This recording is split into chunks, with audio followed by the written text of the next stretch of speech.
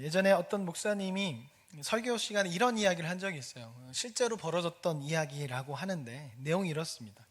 어떤 교회에 이제 목사님이 새로 담임을 부임을 했어요. 근데 이 목사님은 너무나 청결한 삶을 사신 거죠. 그러니까 어릴 때부터 교회에서 살았고 교회를 떠나지 않았고 그렇게 해서 신학교를 갔고 신당을 갔고 목사가 됐어요. 그러니까 세상에서 방황이라는 것, 일탈이라는 것을 전혀 해본 적이 없는 거죠. 그러니까 세상적인 삶을 살아보지 못했고 그냥 계속 교회 안에서만 살았어요. 그런데 이분이 항상 안타까워하는 게 뭐냐면 설교할 때 예어로 쓸 세상적인 이야기가 없는 거예요. 늘 그냥 똑같은 삶, 교회에서 삶을 살다 보니까 그냥 그 이야기밖에 없고 말씀과 세상적인 삶, 그런 삶을 좀 이야기하고 싶은데 그런 삶을 살아보지 않았으니까 이야기하지 못하는 거예요. 그러니까 무언가 스펙타클한 삶이 없는 거죠. 그래서 내 설교를 하면 자꾸 좋는 건가? 이런 계속 고민에 있었어요. 물론 저는 돼지를 키워서 돼지 이야기를 가끔씩 하고 요즘에도 그런 유혹에 빠져요. 이번 설교도 돼지 얘기를 해야 되나? 돼지 얘기를 하면 성도님들이 눈이 정말 반짝반짝 거립니다. 그러다 말씀 전할 때는 이렇게 졸고 계시던 분도 돼지 이야기 하면은 엄청나게 해서 이번 주 설교에 상관없지만 돼지 얘기 아무거나 집어넣을까 막 이런 유혹에 빠지지만 이번 주 제가 그 유혹에 이겨냈습니다. 그래서 오늘은 돼지 얘기를 하지 않는데 그러니까 돼지라도 키워서 제가 설교 시간에 여러 가지 이야기를 하는데 이 목사님이 이런 경험이 전혀 없는 거죠. 그런 가운데 이제 부흥회를 했는데 부흥회 강사님을 초청했는데 그 강사님은 이 목사님과 정반대의 삶을 사신 거예요. 그냥 밖에서 세상에서 방황하며 그러니까 소위 건달 생활에서 감옥도 갔다 오고 여러 가지 일탈을 하다가 이제 기도원에서 예수를 만나고 술도 끊고 담배도 끊고 이런 삶을 사신 거예요. 완전히 바뀐 거죠. 그래서 이런 이야기를 하면서 부흥회를 진행하니까 성도님들 졸지도 않고 많은 은혜를 받고 웃으면서 은혜를 많이 받는 그런 부흥회로 3박 4일이 끝났어요. 근데 이 담임 목사님이 그때부터 어떤 생각을 하냐면 그 강사님의 삶이 너무 부러웠던 거예요. 나도 저런 경험이 있었더라면, 나도 저렇게 놀았더라면, 나도 저렇게 살았더라면 설교 때 더 많은 이야기를 하고 더 많은 은혜를 끼칠 수 있었을 텐데 라는 생각을 계속 한 거예요. 그래서 부흥회가 끝나고 계속 머릿속에 어떤 생각을 했냐면 나에게는 왜 저런 경험이 없을까? 나도 담배를 폈더라면, 술을 마셨더라면 기도원 가서 술 끊었다고 이야기할 수 있을 텐데 라는 생각을 가지고 계속 살아갔어요. 그러다 이 목사님이 길을 가는데 우연히 어떤 성도님을 만났는데 이 성도님이 길을 가는 목사님을 부른 거죠. 이 목사님 못 봤어요, 이 성도님을. 그래서 이 성도님이 목사님 어디 가세요? 라고 얘기했는데 이 목사님 머릿속에 뭐가 있어요? 나도 담배를 폈었더라면, 나도 술을 마셨더라면 그럼 기도원 가서 담배 끊었다는 얘기를 할 수 있을 텐데 라는 이 생각이 머릿속에 있으니까 이 목사님이 성도님이 어디 가세요 목사님? 그랬더니 예 담배 끊으러 기도원 가요 라고 자기도 모르게 이렇게 얘기했다는 거예요. 그래서 이 사건으로 인해서 이 목사님 교회에서 큰 어려움을 겪었다라는 얘기를 들은 적이 있습니다. 그러니까 머릿속에 있었던 생각이 이 목사님의 삶을 지배해버려서 결국 이런 일이 발생한 거죠. 근데 말씀을 지배한다는 것이 나쁜 것만 있는 것이 아니라 우리 삶에 좋은 영향력도 끼치는데요. 힘들고 어려운 상황 가운데 그 말씀이 내 삶 속에 들어와서 지배하면 그 말씀을 통해서 우리의 삶을 이겨낼 수 있습니다. 대표적인 얘기를 하면 독일의 나치 강제 수용소에서 수감되었던 유대인들이 얼마나 힘든 삶을 살았어요. 그래서 많이 죽고 자살하기도 하고 이런 일이 벌어졌는데 그런 극한의 고통 속에서 무너지지 않았던 사람들이 나중에 한 고백이 있는데요.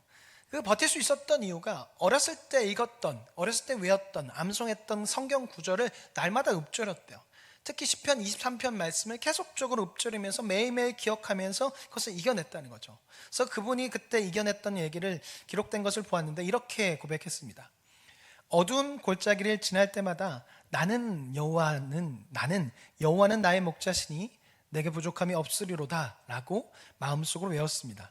비록 아무것도 가진 것이 없었고 내일이 없는 것 같았지만 이 말씀은 나에게 사람이 아니라 하나님께 속해 있다는 확신을 주었고 그래서 절망하지 않을 수 있었습니다 라고 그렇게 고백을 했습니다. 그러니까 이 말씀이 이분의 삶을 지배해버려서 힘들고 어려운 상황 가운데서도 말씀으로 이겨낸 것이죠. 오늘 말씀은 이와 비슷한 이야기를 하고 있는데요. 시편 말씀 오늘 저자는 오늘 말씀에서 이 말씀이 너무나 좋아서 자신에게 너무나 좋고 지혜롭게 한다라고 이야기하면서 이렇게 시작합니다. 97절 말씀 화면에 있습니다. 같이 한번 화면을 통해서 읽어보겠습니다. 97절 자 시작. 내가 주의 법을 어찌 그리 사랑하는지요 내가 그것을 종일 작은 소리로 읊조리나이다. 그러니까 주의 말씀이 너무나 사랑스럽고 소중하고 너무나 좋아서 그 말씀을 매일매일 하루 종일 묵상하고 읊조린다는 거예요. 나를 향한 그 말씀이 너무나 좋아서 계속 그것을 달고 산다는 거죠.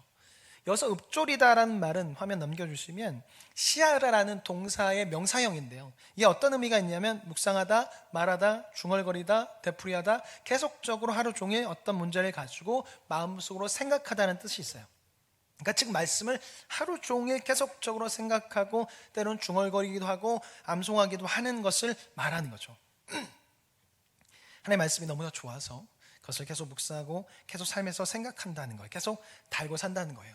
그리고 98절부터는 그렇게 달고 살아갔더니 내 삶 속에 어떤 일이 벌어졌냐, 98절에서는 그 말씀으로 인해서 원수보다 더 큰 지혜가 생겼다, 원수보다 더 지혜롭게 되었다라고 말하고, 99절에서는 그 지혜가 세상의 모든 스승보다도 나아졌고 더 높고, 100절에서는 그 지혜가 노인보다도 더 높다라고 말해요.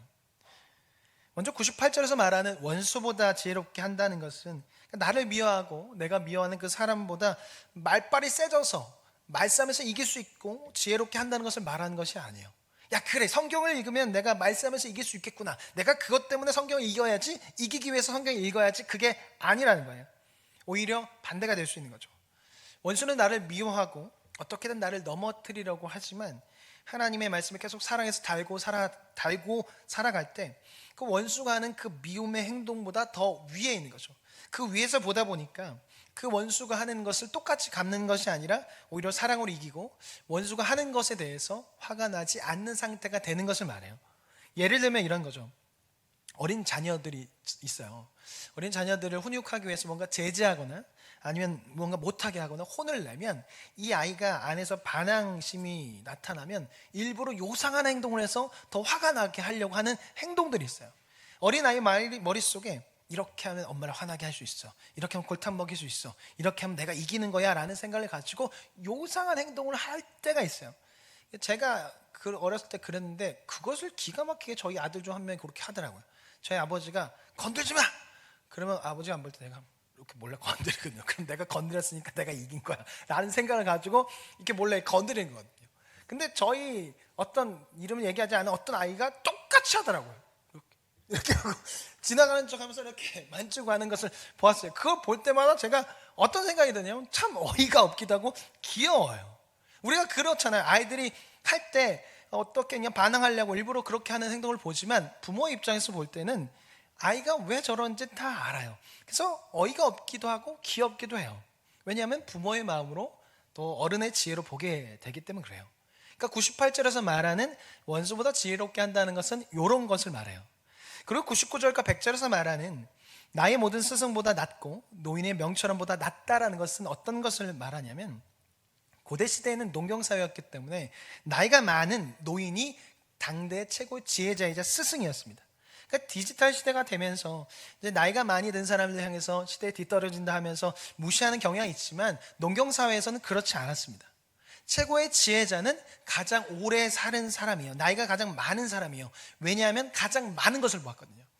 계절이 바뀌는 것을 제일 많이 보았고 또 여러 가지 어려움 가운데 있는 세상의 이치, 세상이 어떻게 돌아가는지를 젊은 사람보다 더 많이 봤기 때문에 노인이 오래 사는 사람이 가장 지혜자였고 스승이었어요.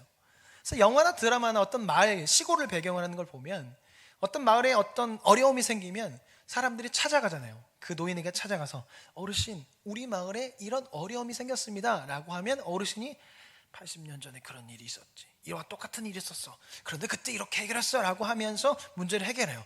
왜냐하면 80년의 시간 동안 수많은 사람들을 경험했고 수많은 일들을 경험하면서 세상의 이치를 어느 정도 알게 되었기 때문에 노인은 가장 큰 지혜자고 가장 큰 스승이었어요. 근데 성경을 사랑해서 그 성경을 늘 읽고 달고 살고 그것을 입으로 말하고 살아가는 사람들은 그 명철함이 그 노인보다도 스승보다도 더 높다고 이야기하고 있는 거예요. 왜냐하면 성경을 달고 살아고 읽고 가면 하나님을 가장 잘 많이 알게 되고 하나님께서 이 세상을 어떻게 통치하시는지를 알게 돼요. 하나님께서 인애와 공평과 정직을 가지고 이 땅에서 행하시는 것을 알게 되기 때문에 가장 큰 지혜자가 돼요. 이 세상이 어떻게 돌아가는지 알고 하나님에 대해서 알기 때문에 하나님이 원하시는 삶, 말씀 위에 걸어가서 복된 삶을 살아갈 수 있고 또한 감사한 삶을 살아갈 수 있어요. 왜냐하면 이 세상을 살아가는데 하나님의 말씀대로 살아가면 그 말씀 안에 살아가니까 복된 일을 걸어가니까 행복한 삶을 살 수 있고, 또한 때로는 고난이 찾아오고 어려움이 찾아오더라도 하나님께서 이 세상을 어떻게 통치하시는지, 늘 좋은 길만 가는 것이 아니라 때로는 어두운 길을 가고 어두운 골짜기를 걸어가게 하시는 때가 있다는 것을 안다면, 그 섭리를 안다면 그 골짜기 가운데 있을 때도 다시 하나님께서 나를 일으키실 거라는 것을 알기 때문에 감사하며 살아갈 수 있는 거죠. 근데 문제는 우리가 말씀을 가까이 하지 않을 때가 많고, 그러다 보니까 그것을 잘 몰라서 이 땅에서 살아가는 삶이 행복하지 못할 때가 있고 이 땅에서 살아가는 삶이 감사하지 못할 때가 있어요. 그러니까 왔다 갔다 하는 거죠. 근데 사실 우리의 삶은요, 계속 왔다 갔다 하는 삶이 왔다 갔다 해요. 어떨 땐 좋았다가 어떨 땐 바닥을 치기도 하고, 신앙이 좋은 것 같다가도 어떨 때는 바닥을 칠 때가 있습니다. 삶도 그렇죠. 내 마음대로 될 것 같은데 내 마음대로 되지 않을 때가 많습니다. 분명히 이렇게 되면 이렇게 돼야 되는데 그렇게 되지 않고, 잘 풀리다가도 잘 안 될 때가 있습니다. 그래서 나이가 들고 경험을 많이 한 사람들은요, 의심이 많아지고 불안이 높아져요. 왜냐하면 그런 경험을 많이 했거든요. 그래서 불안이 높아지고 염려가 생깁니다. 그리고 이런 것은 결국 내 삶 속에 일하시는 하나님에 대한 믿음도 왔다 갔다 하게 해요. 이 청년 시절의 믿음, 우리가 예수님을 처음 만났을 때 그 믿음을 생각해 보세요. 죽으면 죽으리라, 어디든 가오리다 라는 그런 마음 가지고 살아갑니다. 그 안에 끓어오는 열정이 있어서 하라면 하면 되지라는 그런 생각 가지고 신앙생활을 해요. 근데 시간이 지나면서 이게 조금씩 바뀝니다. 계속 왔다 갔다 하기도 하고 흔들리기도 하고 무너지기도 해요. 여러 실패를 경험하면서 또 내가 말했던 것, 누군가의 조언했던 것을 막상 내가 당하니까 그것을 하지 못하는 나의 모습을 보고 실망하기도 하고 넘어지기도 하고, 그것을 통해 나는 아무것도 아니구나라는 것을 느끼게 돼요.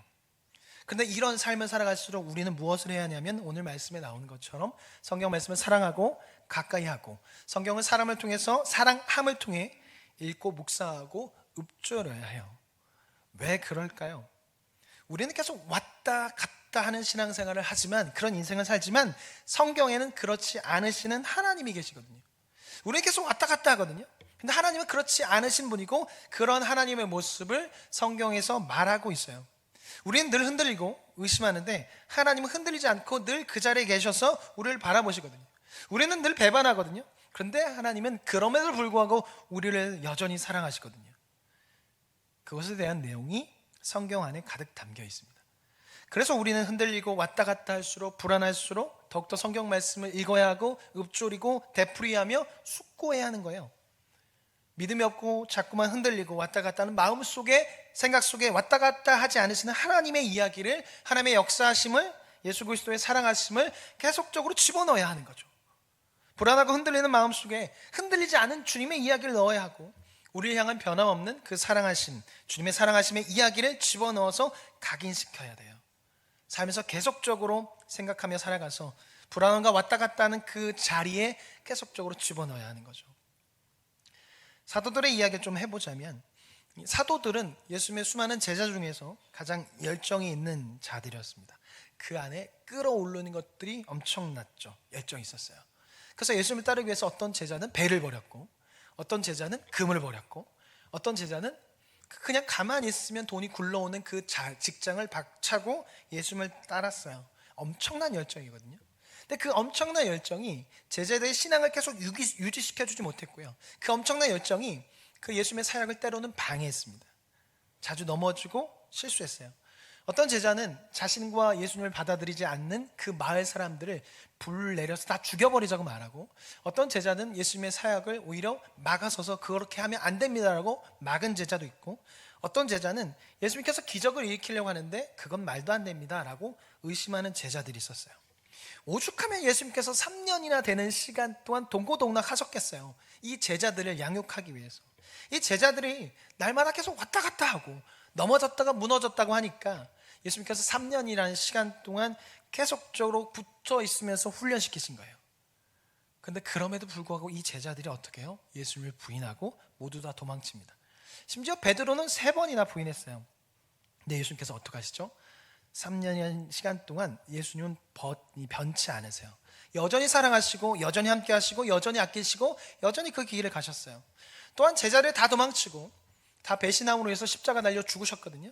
근데 예수님 변치 않고 어떻게 해서 그 제자들을 찾아오십니다. 부활하시자마자 그 제자들을 찾아가셔서 변함없이 사랑하시고 위로하시고 말씀해 주세요. 그것을 경험한 제자들이 달라지는 거예요.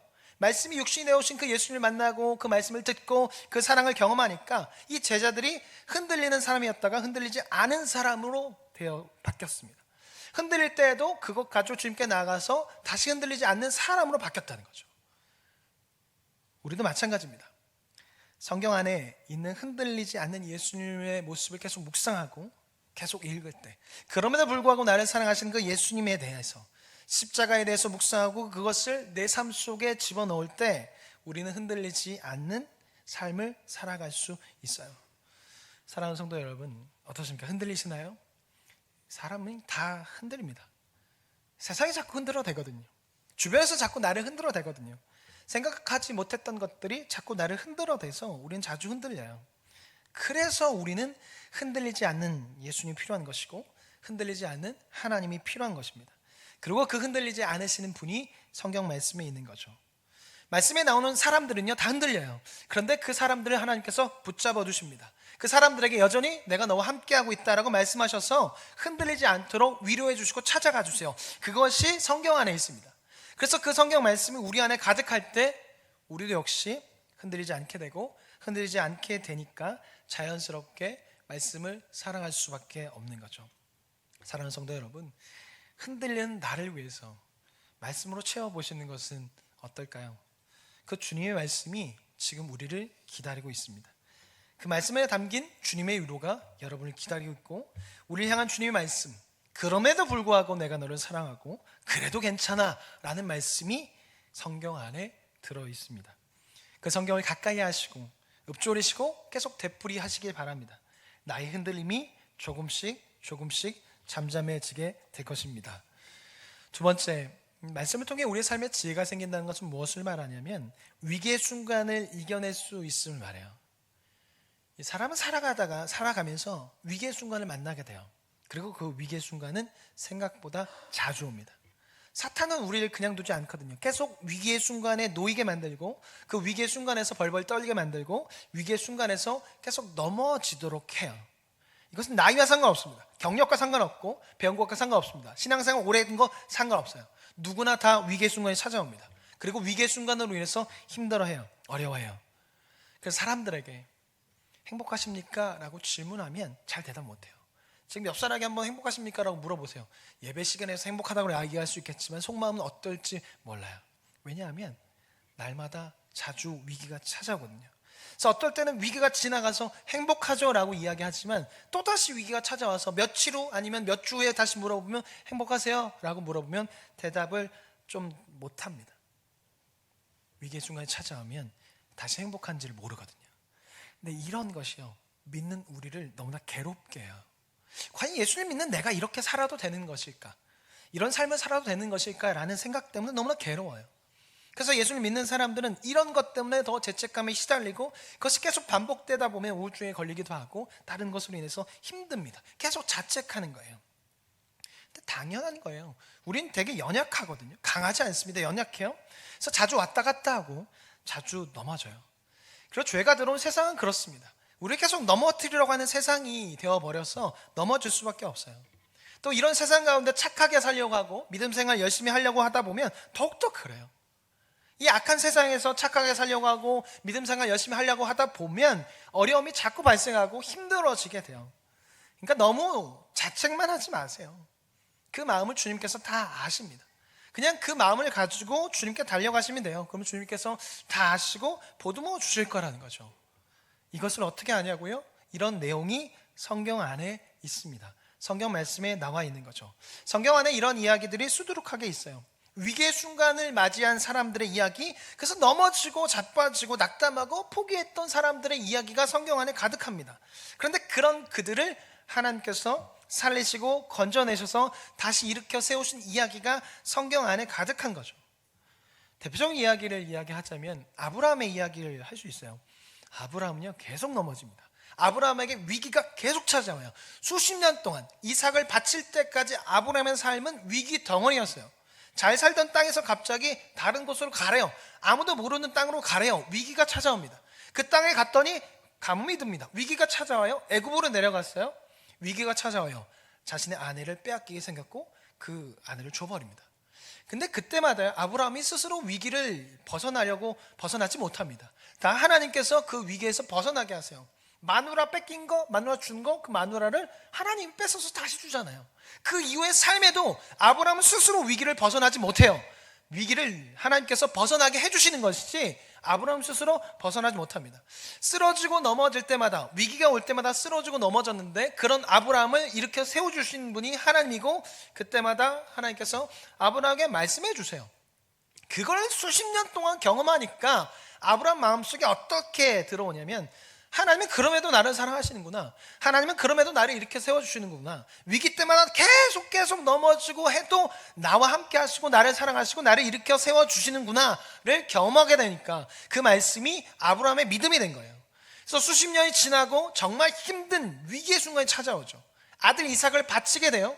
그때 그 위기의 순간을 믿음으로 이겨낼 수 있었던 것은 수십 년 동안 하나님께서 위기의 순간에서 이겨낸 것을 경험했기 때문에, 그 하나님의 말씀이 아브라함의 삶의 실제가 되었기 때문에 이겨낼 수 있었던 거죠.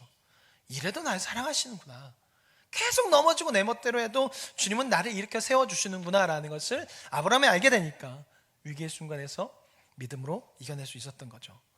이 외에도 정말 놀랍게도 용맹한 사람인 줄 알았는데 위기의 순간에 갑자기 한순간에 넘어진 사람이 있는데 바로 엘리야입니다.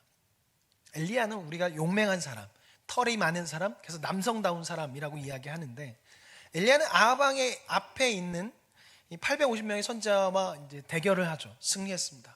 급하게 피신하는 그 아방에게 가서 여유 있게 조언까지 했던 사람이 엘리야거든요. 근데 그런 엘리야에게 위기의 순간이 찾아옵니다. 아방의 아내 이세벨이 군대를 이끌고 엘리야를 죽여버리겠다고 말해요. 그 순간 엘리야가 무서워서 자신의 목숨을 살리기 위해서 도망을 쳐요. 그렇게 잘 나가고 용기 있어 보이던 엘리야가 갑자기 한순간에 쫄보가 되어서 무서워서 도망을 쳐요. 그리고 하나님께 이야기하죠. 차라리 죽여달라고. 나 이제 다 산 것 같으니까 차라리 죽여달라고 그렇게 말해요. 그래서 이때 엘리야가 우울증에 걸린 것이다 라고 그렇게 말하죠. 너무나도 강해 보였던 그 엘리야가 한순간에 넘어져 버렸어요. 그렇게 담대하고 주의 이름으로 850명과 대적했던 엘리야가 갑자기 한순간에 위기 앞에서 완전히 무너졌어요. 근데 그런 그를 하나님께서 다시 일으켜 세워주시고요, 무서워서 도망친 것에 대해서 1절 말씀하지 않으세요. 지금 뭐 하는 거야? 일어나! 무서워서 도망친 거야? 그렇게 믿음 없어서 네가 선지자 되겠냐? 그렇게 믿음 없어서 네가 무엇을 하겠어? 그렇게 믿음도 없고 용기 없어서 일을 어떻게 하겠어? 기도하지 않아서 그래, 믿음 없어서 그래 라고 1절 말씀하지 않으세요. 그냥 아무 말씀하지 않으시고 뭐 하시냐면 먹이십니다. 천사를 통해서 먹이세요. 어떤 정죄의 말씀하지 않으세요. 그리고 40일 동안 함께 하시고 시내산으로 인도하십니다. 그리고 시내산에서도 어떤 말씀하지 않고 그 엘리야가 힘들어하는 그 모든 이야기를 다 들어요. 정죄하지 않으십니다. 세밀한 가운데 음성으로 위로해 주세요. 그리고 7,000명, 너 혼자 있는 게 아니라 7,000명이 함께 있다라고 이야기하십니다. 그리고 사명을 주시죠. 이걸 통해서 엘리야가 힘을 내서 다시 일어납니다. 성경에는 이런 이야기들이 많이 있죠. 욥기 말해 뭐합니까? 욥기 자체가 그런 이야기죠. 이런 내용들이 있는 성경 말씀을 우리가 계속 기억하고 읊조리고 숙고한다면 어떻게 될까요? 알게 되겠죠. 하나님은 위기의 순간에 놓인 자들을 그냥 두시지 않는다는 것을 알게 되고, 사람들은 계속 넘어지고 위기의 순간이 찾아오지만 하나님은 그 사람들을 그냥 두시지 않는구나를 알게 돼요. 그리고 그것을 계속 읊조리고 중얼거리고 매일 생각하고 하다 보면 그 말씀이 나를 지배하고 나를 점령해서 그 말씀을 통해서 이제 읽었던 말씀이 나의 믿음에 대해서 이겨내게 되는 거죠. 시편 저자는 그걸 알고 있었어요. 그걸 경험했어요. 그래서 지금 이렇게 말하는 겁니다. 혼란의 시기와 어려움 시기 가운데 계속적으로 하나님 말씀을 매일 읽고 묵상하고 읊조리고 중얼거리고 암송함을 통해서 지금 그것을 이겨내고 행복한 삶을 살아가고 복된 길을 걸어가고 힘들고 어려운 상황 가운데서도 감사한 삶을 살아가고 있기 때문에 말하는 거예요. 날마다 읊조리라고, 날마다 묵상하라고, 날마다 기억하라고. 그것으로 인해서 위기의 순간에서 그 성경에 나와 있는 그 위기의 순간에서 만난 그 하나님을 떠올리게 되면서 이겨낸다고, 함께 하시는 하나님을 기억할 수 있게 된다고 말하는 거죠.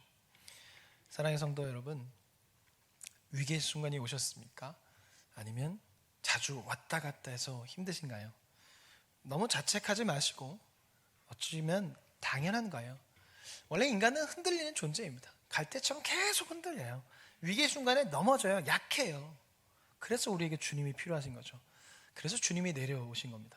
우리가 너무나 약하니까 지구라는 것을 만드셔서 거기 안에 살게 하신 것이고, 그렇게 살아가는데도 자꾸 힘들어지고 넘어지니까 말씀이 육신되어 예수님께서 이 땅 가운데 오셨고 죽으시고 부활하셨습니다.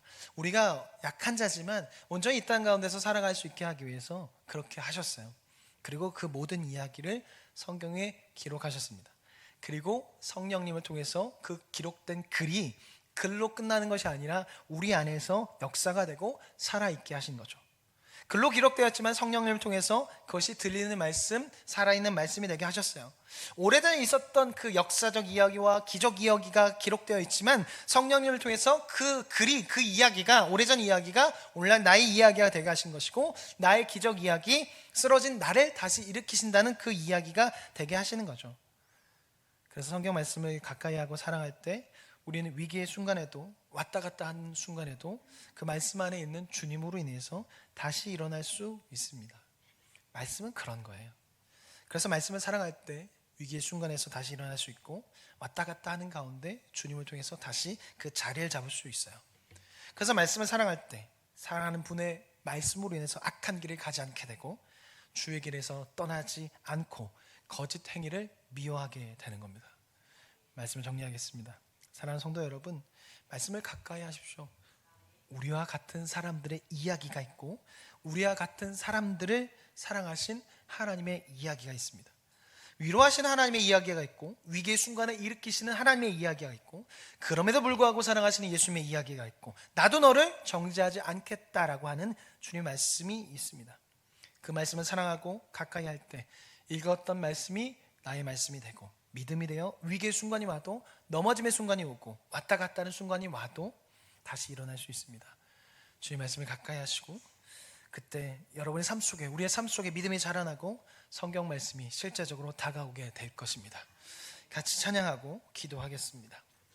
찬양님 도와주시고, 우리가 읽은 말씀이 정말 나에게 힘이 될 수 있도록, 그 읽었던 말씀이 내 삶 가운데 함께 있어서 날마다 승리할 수 있도록, 내 삶이 새롭게 될 수 있도록, 지금은 보이지 않는 길을 가는 것 같지만, 어둠 속에 터널을 지나는 것 같지만 결국 승리하게 될 거라는 것이 말씀을 읽을 때마다, 또 읽었던 말씀을 기도할 때마다 떠올리고, 포기하지 않고 날마다 성경 인물을 기억하면서 살아갈 수 있게 달라고. 아브라함이 30년, 전 그런 묵상을 해서 최근에 아브라함이 수십 년의 시간 동안 고난 가운데 있었는데, 그것을 읽으면서 그래, 30년이 지나고 하나님을 만났구나. 근데 나는 아직 그렇게 오래되지 않았으니까, 나는 아직 3년밖에 안 됐으니까 그 시간이 지나면 나도 만날 수 있겠구나 하는 그 희망이 되더라고요. 12년이 혈루병 걸린 여인이 12년 만에 만났네? 그럼 나도 12년이 지나면 만날 수 있겠지? 이 문제가 해결되겠지라는 그게 희망으로 바뀌더라고요. 오래된 문제가 성경에 나와 있는 예수님보다 길지 않을 거고, 그 사람보다 길지 않고, 결국엔 수십 년이 지나고 난 후에 하나님을 만나는 사건이 되었습니다. 그게 성경에 있고, 그 성경이 거기로 끝나는 것이 아니라 오늘날 우리의 삶이 될 것입니다. 그것을 기억하면서 날마다 승리했으면 좋겠습니다. 같이 찬양하면서 기도하겠습니다.